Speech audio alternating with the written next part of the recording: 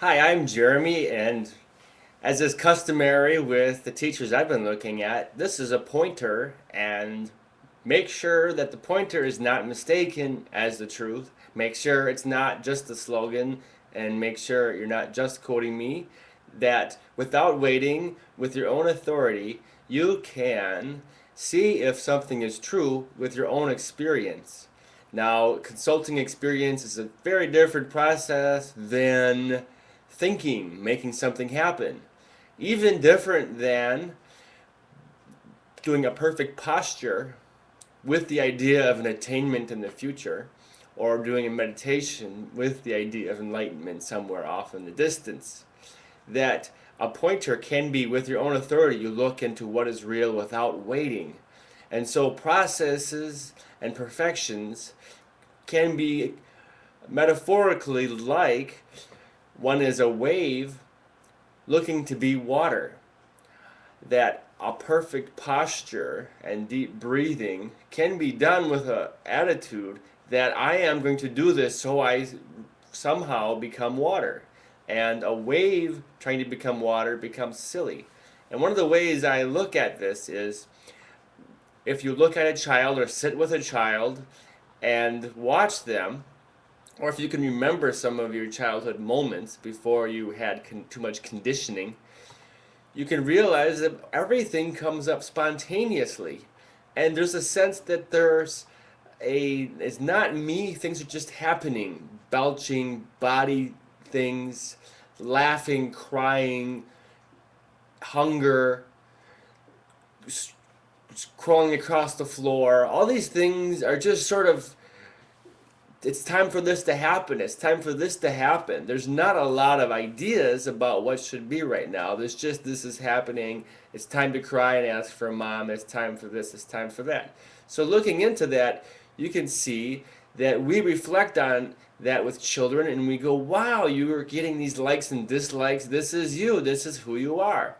So these likes and dislikes accumulate over a year or two of time.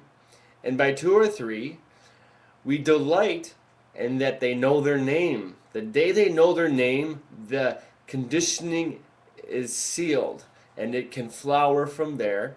And that I have a name, my name is Jeremy, and I like this and don't like that. I'm good at art.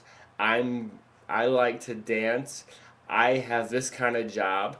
And so all these identities have crystallized starting from that point at 2 or 3 years old. And so, in that original nature, there wasn't this strong sense of that I'm this somebody, that there's just things happening spontaneously. Mothers talking, there's a like, there's a dislike.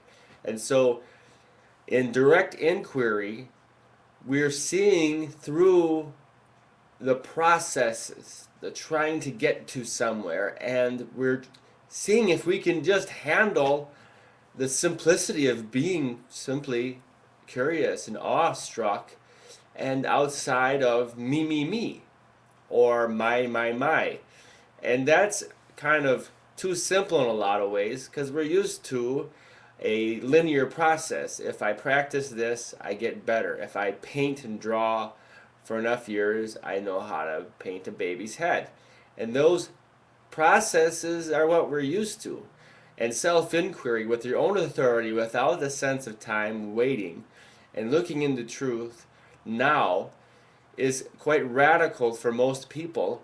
And so I'm looking to attract those who are kind of ready for this level of inquiry. So more recently, I've run into teachers like Adyashanti, Ramesh, Ramana Maharshi, and they speak to how the conditioned self is like a thumb over the eye. You can't see life or reality because the self and the conditioned ways are covering it up. So that memory, self, perceptions, processes, struggles are more important than abiding in that original self. So in my experience, it's helped to be involved with people to get associated with that and its simplicity, since we're so used to struggling in a circle or an environment or fellowship, things can kind of click a lot easier and the ahas can happen.